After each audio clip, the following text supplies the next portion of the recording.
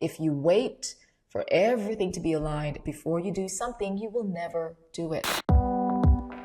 Hi, I'm Tesa Arcilla. In Choices and Chances, I use my own style of interviewing, honed through decades as an international news presenter and correspondent, to delve into a new topic each week and interview some of the most inspiring people in the world. Life is a series of choices that give us chances to live our best lives. My goal is to turn the wisdom of people I talk to and lessons from my own experiences into ideas you can use. So if you'd like to be inspired by other stories, hit the subscribe button and join the community.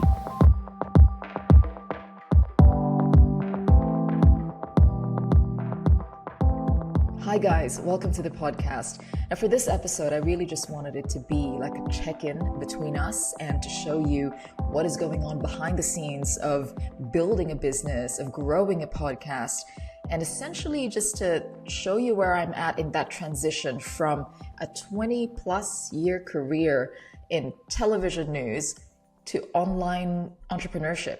These are completely different beasts, and there's so many things I've had to learn.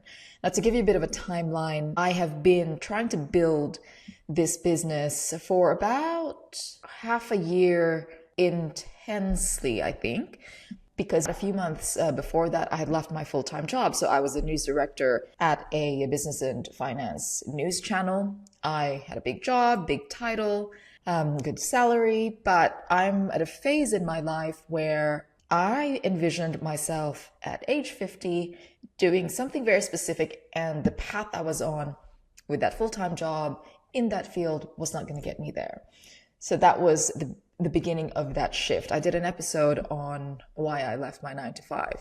I still had a full-time job when I started the podcast. So I had that going in the background just to get a feel of what it's like to pursue this bit, like to get my feet wet, see what it entails. And I ended up really enjoying that. And I felt that every time I was working on the podcast, my heart was just completely in it. And I knew that I was no longer really interested in the field that I was in. Look, I've had a 20-year media career. It's been a beautiful career. I would not exchange that time. I loved it. I love the hard work that I put in it and the achievements that I have under my belt. No one can take that away from me. But now it's a different path. Now, like many of you, I dream of creating a stable, passive income stream. So that money that comes in, independent of time you're putting in as work. So it's no longer trading time for money. That is what I want. Earning while you sleep, well, that is passive income. That is the concept of passive income. However, where I think a lot of people kind of misinterpret what that means is because of the word passive. Passive income doesn't mean that you are passive, that you don't have to put any effort or you can make money without putting in that much effort. If you find out how to do that, let me know. You know how to reach me because I would like to know. And it is human nature to want that. Like if someone said to me, you can make money without lifting a finger, great, tell me how. But you know what? In my life and in the people that I've seen around me, the people I respect, anything that has come to them as a success or an achievement, it came with a lot of hard work, years of hard work, of building up until you reach that point. And I think success feels so much better when you know that you've worked so hard for it. And that is why I'm letting you know, building a business, an online business, being a content creator, whatever you want to call it, a digital entrepreneur, it is hard work. There's so much to learn. And that is good because it means that whatever you build is based on solid, hard work. Call me old school. I don't know, but I just believe in that model. And it makes me feel good that the success that I envision coming from my efforts now is built on so much hard work, because then I'll know it's real. Then I'll know it's not a scam. I'm not scamming myself, you know? So hard work is good. I'm not here to scare you, but I'm here to say that if you want to do this, go and do it, but understand that it is going to take commitment and heart. So know why you're doing this, know why you want to do it, and believe that you can do it. Because a lot of people talk about wanting to do it. A lot of people talk about moving away from a paid salary job to have more independence, more freedom, more money. but they just don't do it. They don't take the steps to actually do it. So what separates those that are successful in this endeavor are those that keep going and those that don't stop when things get hard, and those that really, really want this. I know this is common sense, but it doesn't sink in really until you have seen someone go through it themselves and can tell you that that is what they experienced, or until you experience it for yourself. When I look back at my 20-year career working for the biggest networks in the world and getting the dream jobs that I have, I achieved all those on the back of years and years and years of putting in the work, getting rejected, trying again, putting the work again and again and again. It's the same principle. And because it's worked for me before, I know it's going to work for me again now. So I'm not afraid of the possibility of failing, because if I do fail, then I'll get back up again and do it again. It was the same when I got rejected from my dream jobs, and then years later, the people that rejected me hired me. So do you know what I mean? It's just sheer will and determination to get to where you want to go. And here's the thing. So my supportive and beautiful partner, he one day got me a book. It was called $1 Million Weekend. The essence of the book is just taking action, doing something before you're ready. And I know there were a ton of books that say the same message. It just so happened that it's that specific book. Shout out to Noah Kagan. It's that specific book that got me acting, because that weekend I came up with a podcast title, with a podcast logo, and with a list of people that I wanted to reach out to, just an outline. And then that week, I started putting it all together. And I think by the end of 2 weeks, I had an episode recorded. Do you ever have that fear of, if one day I stop being a journalist, who am I? Am I less interesting? Do you ever have that fear? All the time. We have that conversation all the time at home, because my husband's a journalist as well. And I was watching a reel on Instagram, as you do, where you find out all these kind of life moments, right, that start these conversations. And it was about a ballet dancer and somebody who said, I worked my whole life for this and I'm not a ballet dancer anymore. Who am I? And something just really resonated. And I said, that's the same thing that we have with journalism, because these are kind of very similar vocational things. If you do something because you love it so much, the thought of being away from it is really difficult. But I think you've got to think as well about what it is that you love about that, right? Like, nothing says that you can't dance if you're not a ballet dancer. And I sometimes think, because of how volatile this industry is, you expect to be made redundant multiple times, I think. What first attracted you to it, right? So me, it was writing and those human connections. So I aim for getting 10 episodes out and then 20 episodes out. I just challenged myself bit by bit. And then now I'm aiming to hit that 100 episode mark. It doesn't really matter if people are seeing your effort at the moment. What matters is that you're putting in the reps, getting the reps in. You're not going to have that toned body without getting those reps in. You're not going to get to that point of success without building the solid backing that would later qualify the success that you're going to have. So I'm at that point. I'm creating the best possible content that I can, bringing value through my decades of experience and helping people. I have a bigger mission of wanting to help people. You can read all about that on my website, but right now I want to focus on what goes on behind the scenes. So when I started that podcast, I had to get the basic gear. I didn't get the fanciest gear. I just made sure I had a working mic. I had in my old earphones actually that I was using, and I just used my laptop, a camera. I didn't use anything special. And then I researched what platforms to use. I watched a few videos. Shout out to Pat Flynn for that. A lot of the videos on how to get a podcast up and running and which platform to use, because I think that was where I needed the help. And I did it. I did it before I was ready. If you wait for everything to be aligned before you do something, you will never do it, because variables change all the time. Just do it. Just get the one thing out of the way. Then you get better, then you get better. Believe me, the first step is the hardest. It's common sense. You've heard it a million times, but here I am hoping that this time hearing it might actually make you do something. Ideas are nothing without acting on them. Really, they just stay in your head. So what's the point? Stop overthinking, start doing. Clarity comes from action. And the more you do, the more you can correct and refine until you get that perfect product that you're happy with. I say perfect product. There is no such thing as perfect. You will keep refining, trust me. But, you will get to a point where, okay, you're happy with it. But get that first step done. I promise you it gets easier. It really does. Again, as an example of where I came from, watch this from my very, very early days, wanting to cover world news, interview world leaders. But guess what? I had to start somewhere, and this is where I started. And the fire risk is high. The cold weather warning is now in force. Now it's time to meet Freddie. But his visit triggered a massive anti-government rally in the central Taiwanese city of Taichung today.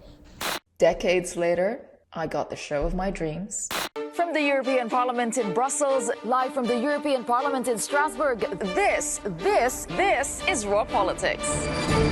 The trouble is, leaders have got to lead. Populism is a problem. I work for the biggest networks in the world, work with the most brilliant people in the world. And I mean it, in the world, cream of the crop. And I just feel very lucky to even cross paths with so many of these people and have the opportunities that I had. So what separates the people who succeed from those that don't? Again, is just people who consistently show up, even when no one is looking, even when no one is paying attention.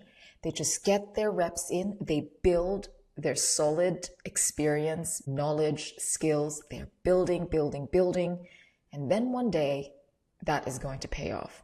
I've told this story before in one of my podcast episodes. And it was when I had the audition for NBC for, I think it was the morning presenter or a main presenter gig. And I went to the audition. I was just quietly there, observing everybody. I was prepping in my head, just mentally prepping because I wanted to give it my best. Of course, I was nervous. And I knew the big names that were going to judge me, essentially. And I went into the studio. They gave me my topic at the time. The French president, Emmanuel Macron, was trying to pass reforms, to get reforms through. There were widespread protests against those reforms. I was given 5 minutes to prep, write down my notes, and boom, camera starts rolling, and I start talking. And I remember the person who hired me, the team, they were just so blown away because they were shocked from the person they saw in the waiting room, who was not a media type. I was quiet. I wasn't trying to be loud. I wasn't trying to get all the attention on me. I wasn't trying to make an impression that way because that wasn't useful to what they needed. What they needed was someone good on camera. Good morning, Europe. It's time to wake up. I'm Tesa, Arcilla, and I'll be bringing you our new morning show. And then I brought what I had. And that was already after, 15 years of working in television, improving, refining, changing, learning. And the TV exec that was there, he said, never underestimate someone who moved across the world to pursue her dreams. And that was a beautiful line. I didn't even look at it that way, but I was just so determined to make my dreams come true. And I did. I got a job in Europe. I had moved from Asia. I had my own political show covering the European Union. And instead of feeling, oh, and I'm not European, actually, I have an outsider's perspective. I really can see it from an outsider's point of view, and I use that to my advantage. So that's a whole other point. But today, the point I'm making is you get your reps in, you keep that vision alive, you start where you are, even if you don't feel 100% ready, because that opportunity will come. And let me give you a little bit of insight into when preparation meets opportunity. You were prepped when the right opportunity comes. Let me tell you a story that drives home the point of just being ready, being prepared when the opportunity comes. So I was working in Hong Kong for the terrestrial channel there. And there was a period where we had quite high turnover. So we would be finding ourselves in a position of needing a producer at short notice, again and again and again. So we'd have this drawer full of CVs that we've shortlisted but didn't quite make it to the whatever job we were advertising at the time. But we had them in the drawer. And I remember every time we needed a producer on the spot, we would just grab the CV on top and look at that and call that person and see if they're still interested in the job. And this is the thing. I remember telling myself, I am always going to be at the top of that pile. I'm going to make sure to put myself at the top of piles everywhere when it comes to the opportunities that I want. So I did that. When I tried to get my dream jobs, I made sure my name was at least noticed by the decision makers. So there are many different ways to apply that, but the concept being, all we did was pick a random CV, but for that person, that was the opportunity that would change their lives. But they have got to be ready for that. They have got to be in the right place at the right time with the right skills at the moment that we needed someone like that. So I said to myself, I will always be prepared. When the opportunity comes, I'm ready for it. So that's what I mean by just starting, getting the reps in, doing, not just thinking, not just talking, doing something now. In my course creation journey, I have 3 courses in the pipeline that I will be launching soon. So you can check that out on the website. I've got wait lists for all of them. And I also already have a course being sold on my website, but that is a course that wasn't created by me. It is created by another group, and I like what they've created. It helps and teaches people to create their online courses. So I'm never going to create a course to teach you how to create online courses, but I do think there is value in learning how to turn your expertise into an online course that can help other people. And that's exactly what I'm doing now. So someone else has created that, and I'm just helping them, get it out and help more people. So that is also available on the website if you want to check that out. But for now, I'm still in the building phase of my own courses. And I have an accountability group, and that makes such a huge difference because we check in on each other. There are days when I just feel defeated, confused, lacking in motivation, and that still happens, and not as regularly as it did before I had my website up. So I hit publish on my website about a week ago. That was a huge milestone for me because I built it on my own. I had a few SOS conversations with tech support on multiple platforms at the same time sometimes. And I'm really proud of myself for having learned all that and put out my website. And I'm really proud of what I put out. But what I'm trying to say is that there are fluctuations in how I feel, how I structure my day. I work on my own. I work from home. It's not easy. That part, you need a group, a support group, be it your friends, your family, or other entrepreneurs, is very useful because if you're on the same journey, you understand each other, you understand the challenges, and you can help each other come up with solutions. That really helped a lot. So joining these accountability groups, or even those memberships or courses online that provide that community, it was helpful to me. So that is something I had spent for, and I am spending for. So that's where I'm at right now. I'm right in the thick of creating and building this business. I got over my fear of talking about myself. As a journalist, I always told other people's stories, and now I'm telling my own story. And by doing it repeatedly, again, getting the reps in, I'm actually comfortable with it now. It is a normal part of my process because I know that what I'm trying to do is help other people. So just keeping that vision alive, getting the reps in, getting over this, whatever fears I may have that day, having an accountability group to help you, surrounding yourself with supportive people. It made such a huge difference. To have a supportive partner, try to find that support because you will need it. It is not easy. And then keep going. So if you have 0 views on something you've created, it's okay. Just create the next one. Make it even better. Maybe try a different format, try different content and see what resonates. All of this, it's an experiment. Be curious. All of the rejection, the failure, the successes, all of that is information to help you improve the next day. If you can make tomorrow just a little better than today, you've already succeeded. So guys, the behind the scenes is messy, can be chaotic, it can be daunting, overwhelming, You just keep going. You literally sometimes have to physically lift your foot so you can take one step and then do it with the other and take another step. And then it gets easier. You've got to start somewhere.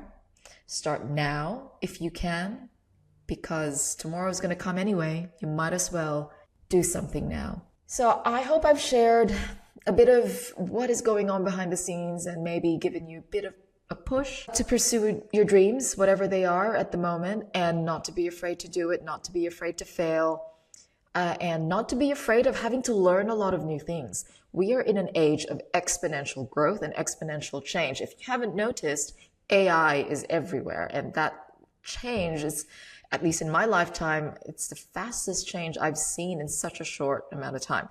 The world is just going to keep changing. We just have to accept and be comfortable with those changes and change with the times. You know, this is again, not a new concept, but I think we really have to get to be more proactive and involved and comfortable when it comes to upskilling, in learning new things and seeing new knowledge, not as something overwhelming, but something that will expand and broaden your horizon, something that'll be good for you. Shift your perspective.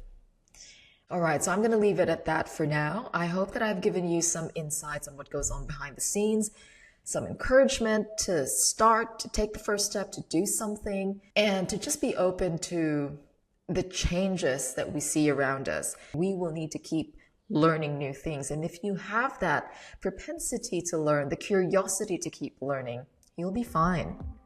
All right, I would love to hear from you. Go to the website, send me an email, go to Instagram or any social media, LinkedIn, I'm there as well.